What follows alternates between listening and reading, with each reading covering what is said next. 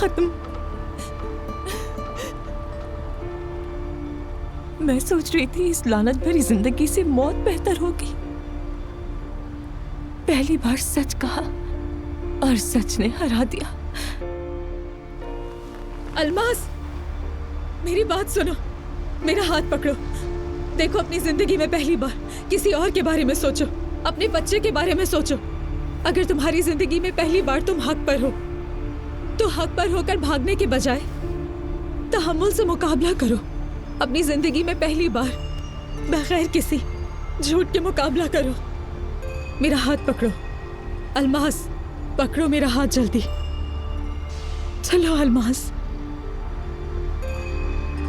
आ जाओ, मेरा हाथ पकड़ो, आ जाओ।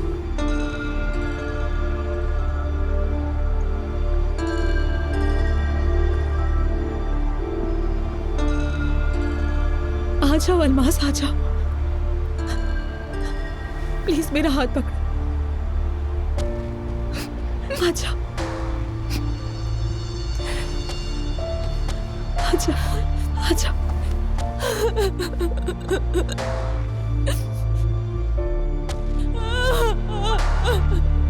बस सब ठीक हो जाएगा।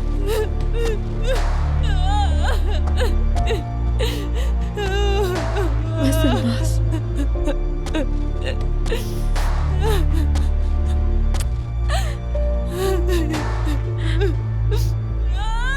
ठीक हो जाएगा।